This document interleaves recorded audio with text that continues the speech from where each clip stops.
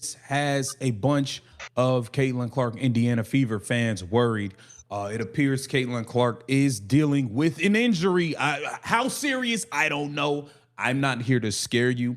I'm not here to lie and make it seem like it's more than what it is. Maybe this is just a precautionary tale. But after going through what we went through last season, you already know people are going to be on edge about these type of things. We have to get into it. Hold on. Before I say a single word, did y'all just see what I just saw? Because what I just watched sent a chill straight down my spine that I was absolutely not prepared for on a Monday morning. That right there. That compression sleeve on Caitlin Clark's leg during practice, that image is burned into my brain.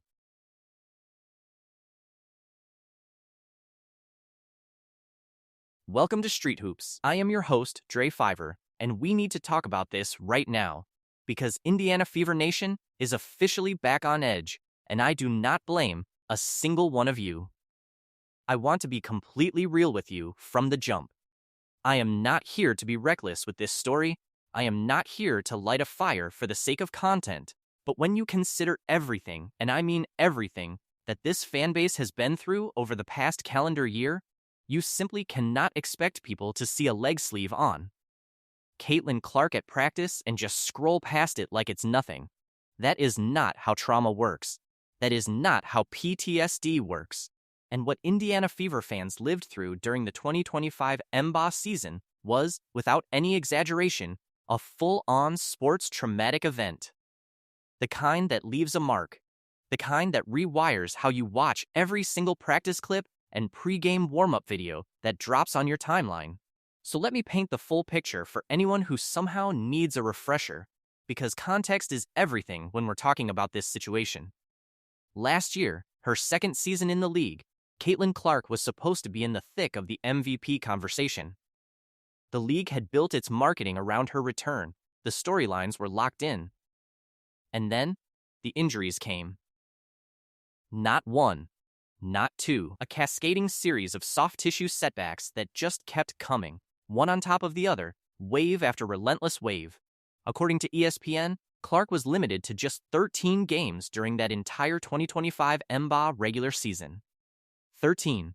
She suffered injuries to her left quad, her left groin, and then, just when it appeared she was finally finding her footing again, she went down with a right groin injury in the closing seconds of a win over the Connecticut Sun in Boston, and that was essentially the end of her year. Season over. Done. Gone in an instant. Clark herself opened up about how deeply that stretch affected her mentally and physically.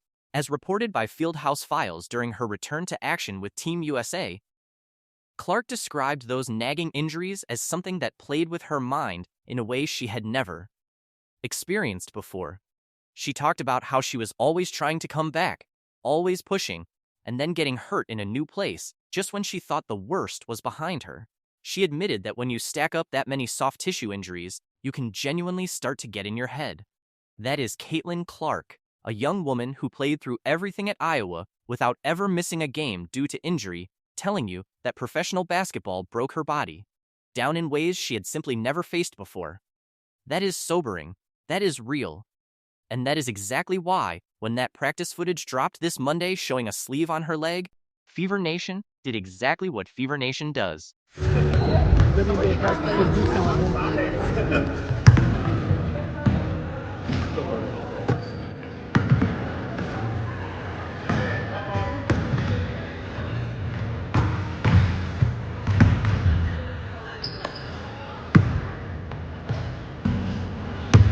Sorry, guys.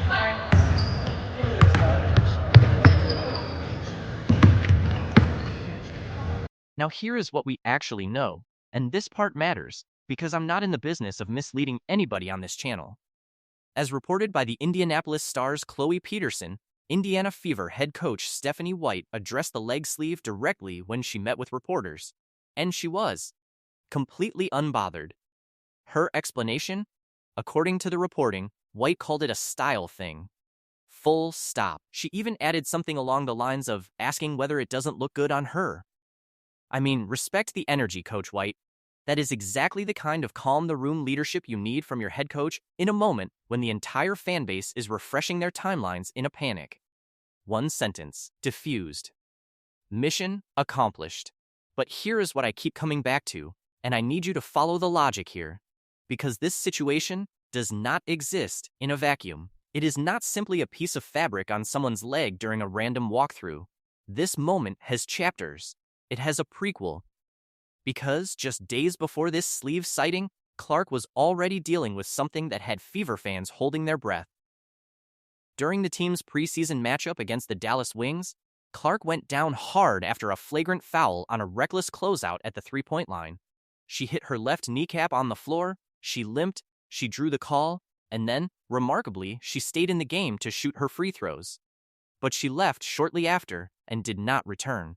And when a player who missed the majority of last season with soft tissue injuries takes a hard fall and exits a preseason game, you are not being irrational for being concerned. You are being a fan. Now, as reported by ESPN, Clark herself downplayed the incident after the game. She said she felt good and that she had simply landed on her kneecap really hard. She even took a moment to talk positively about the officiating during the preseason, noting that she expected foul call numbers to come down as the season went on. And Coach White confirmed to reporters that the plan had already been to get Clark out around that point in the game anyway, that pulling her in that moment was simply extra. Precaution layered on top of an already pre-planned decision. So, on paper, everything is fine. On paper, this is nothing. But the Indiana Fever fanbase does not operate on paper right now. They operate on memory. And their memory of 2025 is long. Here is where the full picture of the Indiana Fever's health situation becomes genuinely complicated and honestly a little alarming if you are trying to project what this team looks like on opening night. Because it is not just Clark we are watching with concern. This roster has been playing injury roulette for the better part of a full year, and multiple key pieces are still working their way back to full health heading into the regular season opener against the Dallas Wings on May 10th. Let's start with Sophie Cunningham. If you have been following this team at all, you know what Sophie means to Indiana, not just as a player, but as a culture piece. She is the enforcer. She is the locker room energy. She is the person in that practice clip quoted in the source material saying that the team feels like it is meshing better than anyone expected, that they are goofy, that they are bonding. As reported by multiple outlets last fall, Cunningham suffered a torn Meckel in her right knee during a game against the Connecticut Sun back in August of 2025. She went under the knife within days of that injury. According to Athlon Sports coverage at the time, recovery timelines for torn Meckel injuries of that severity can extend up to 12 months in the most serious cases. The question heading into 2026 training camp was whether she would even be ready. The answer, thankfully, is yes. Cunningham cleared her medical evaluation, returned to training camp healthy, and as reported by Focax Sports, she played in the Fever's preseason opener against the New York Liberty, her first Wnba game action since tearing that McLL, and showed absolutely zero signs of rust. She knocked down shots from deep, she played with her usual fire, and the Fever community let out a collective exhale. But the compression sleeve she has been wearing in practice? Yeah, that is part of her ongoing recovery protocol. And when you see that sleeve on Clark's leg too, even if Coach White calls it a fashion choice, your brain does not cleanly separate the two images. Now let's talk about Aaliyah Boston, because her situation adds another layer to everything we are discussing today. Boston had arguably the best individual season of her Wnba career in 2025. According to reporting from Athlon Sports, she averaged a career-high 15 points per game on over 53% shooting, added 8.2 rebounds and 3.7 assists per game. And she did all of that while serving as the anchor of an Indiana team that was trying to survive without Caitlin Clark for the vast majority of the year. Boston carried that team to Game 5 of the semifinals. She is the heartbeat of this franchise when Clark cannot go, and her value to Indiana cannot be overstated. But coming into the 2026 preseason, Boston was on the injury report herself. As reported by the Indianapolis Star, she suffered a lower leg injury during the unrivaled off-season league in late February, an injury that forced her to miss the unrivaled playoffs, and then the FIBA Women's World Cup qualifying tournament, where Clark was representing Team USA. The Fever took a cautious approach with Boston through the first 2 preseason games, keeping her completely off the floor. She finally made her 2026 preseason debut in the team's finale against the Nigerian national team on May 2nd, and per the reporting, Coach White cleared her from the injury report for that game, which was a major sigh of relief. But the fact remains, going into the final week before the regular season, Indiana's all-star center was still being managed carefully. That is not a small detail. And then there is Lexi Hull. As reported by Sports Illustrated, Hull has been dealing with hamstring tightness throughout the entire preseason. She has missed all 3 preseason games, though she has been visible in the portions of practice that are open to media. Hull is integral to what Indiana does on the defensive end. Her hustle, her perimeter defense, her willingness to do the dirty work, those are not things you can simply replace from the bench. The Fever are monitoring her closely and hoping that the tightness does not linger into games that actually count in the standings. So let's do the math on this for a second, because I want you to actually see the picture clearly. Heading into the 2026 regular season, the Indiana Fever are managing Caitlin Clark, coming off a season where she played 13 games and missed months with groin injuries. They are managing Sophie Cunningham returning from a torn McL. They are managing Aaliyah Boston returning from a lower leg injury suffered just 3 months ago. And they are managing Lexi Hull's hamstring, which has kept her out of every preseason game. That is 4 significant contributors, either rehabbing, being cautiously ramped up, or walking into a new season carrying some kind of physical question mark. Now, I am not saying panic, I am saying pay attention. There is a difference. Now let me give you the full context on why this matters so much beyond just the basketball. Because this is bigger than wins and losses, bigger than playoff seeding, bigger than anything that happens on the court. As reported by Sportico and cited across multiple outlets, the Wnba's preseason game between the Indiana Fever and the New York Liberty on April 25th averaged 743,000 viewers on ION. That is a 76% increase over the same network's first preseason game the previous year. 76%. That is not a rounding error. That is not a statistical blip. That is a seismic shift in the cultural footprint of women's basketball, and it is tied directly to one person's presence, health, and ability to take the floor. According to reporting across the league, the Wnba has made all 44 of the Fever's 2026 regular season games nationally televised.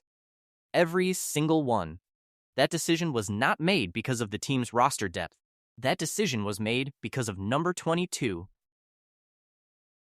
Dre's take? I'll be straight with you. I am not worried about a leg sleeve. Billings rolling. Walker Kimbrough, extra pass, Clark, bullseye. Or the color of the compression garment, or any of the surface level noise. What I am watching is the broader pattern. Because in professional sports, there are teams that seem to have a cloud hovering over them when it comes to injuries, and Indiana has spent the better part of 2 years dodging that description by the skin of their teeth. Last year, that cloud opened up and rained on them for 4 straight months. The question heading into 2026 is whether the front office, the coaching staff, and the medical team have done enough to change the conditions. And honestly, I think they have. The Fever drafted Raven Johnson in the 2026 Wnba draft, Clark's former rival from the college ranks, specifically to help take some of the ball handling and creation burden off Clark's shoulders. The idea, as reported by the Pro Football Network and other outlets, is that reducing Clark's physical workload over the course of a long season gives her a better shot at staying healthy down the stretch when the games matter most. That is smart roster construction. That is a front office thinking about the problem from a systemic level, not just patching holes. Add in the new collective bargaining agreement, which, as reported widely, features a dramatically elevated salary cap and new revenue sharing arrangements. And this is a franchise with real resources and real motivation to protect its most valuable asset. Sophie Cunningham spoke to the media during training camp and touched on something that resonated with me, and it comes back to the broader culture of this team. She talked about head coach Stephanie White and the way White shows up for her players, not just as a basketball coach, but as a person who genuinely cares about them beyond the game. She talked about how White holds them to a higher standard while still knowing how to celebrate them, how to bring levity to the process. She mentioned that even after a 40-plus point blowout win in a preseason game, White came into film the next morning and told the team it was not good enough. That is the mentality. That is what championship programs look like. And if this team can stay healthy, and I want to emphasize that if, the ceiling for the 2026 Indiana Fever is as high as anything we have seen from a women's basketball team in years. Let me also take a moment to shout out Tyasha Harris, because she is another piece of this story that does not get enough shine in the broader narrative. Harris is a veteran guard who dealt with a devastating knee injury that cost her nearly the entire 2025 season while she was with the Dallas Wings. The Fever signed her in free agency this offseason as a move to add experience, depth, and another capable ball handler to ease Clark's burden. She missed the first 2 preseason games as she worked back from that knee injury, but according to reporting from the Indianapolis Star, she cleared the injury report ahead of the finale against Nigeria and made her Fever debut. Tyasha Harris getting healthy and finding her rhythm alongside Clark and Mitchell could be one of the most under-discussed storylines heading into the 2026 season. Because here is the reality. When this Indiana Fever team is whole, when Clark is rolling, when Boston is doing what Boston does in the paint, when Mitchell is cooking from mid-range, when Cunningham is running around setting screens and bodying opposing wings, when Hull is clamping up the other team's best perimeter option, and when Harris is handling the backup point guard duties, this team is legitimately terrifying. Not scary good, terrifying. As in, I do not want to see a playoff matchup against this team if they are clicking on all cylinders in late June. But this is also where I put my hat down and say it plainly, the injury situation is real, and dismissing it entirely because Coach White called a sleeve a fashion statement would be intellectually lazy. Teams win championships by staying healthy. Teams lose championships by not doing that. History is littered with rosters that looked dominant on paper and never got the chance to prove it because the injury bug showed up and refused to leave. The 2025 Fever were that cautionary tale in real time. And the fan base, as rightfully demonstrated by the raw visceral reaction to a single piece of training equipment on their star player's leg, is not going to simply pretend. Last year did not happen. What I want from this season, and I will put this on record right now, is a clean, complete Caitlin Clark season. I want to see her play all 44 games. I want to see her rested, managed, and protected. I want to see the officials doing their job, because as the reporting makes clear, there has been real momentum toward better foul call enforcement in the preseason, and Clark has been on the receiving end of too many reckless plays over the first 2 years of her career. I want to see the medical staff on point. I want to see the roster depth function the way it is supposed to function. And I want to see this team standing in June with the hardware they have been built to chase. The sleeve? The sleeve is fine. Steph White said so, and I believe her. The jumper looked wet in practice, by all accounts, and Wnba cannot find a single reason to be worried about Caitlin Clark's jump shot. What I am watching, what I am tracking, what I will be reporting on all season long right here on Street Hoops, is whether this franchise has finally cracked the code on keeping their generational talent on the floor. Because a healthy Caitlin Clark is the most compelling story in professional basketball right now. A hurt Caitlin Clark is the most heartbreaking. And right now, with days left until opening night against Dallas, we are riding the line between those two realities and holding our collective breath. Stay locked in, Fever Nation. The season is here, and that is where I am going to leave it. But before I go, I need something from you. If this video got you fired up, if you felt every single word of what we just broke down, smash that like button right now. Do not think about it, just do it. Hit it. And drop your thoughts in the comments below. I want to know, are you nervous about Caitlin Clark's health heading into 2026? Or are you fully locked in and trusting the process? Tell me where your head is at. And if you are not already subscribed to Street Hoops, what are you doing? Tap that subscribe button, hit the bell notification so you never miss a drop, and share this video with every single basketball fan in your circle. We are just getting started this season, and this channel is going to be right here with you every step of the way. I'm Wnba. This is Street Hoops. We'll see you next time.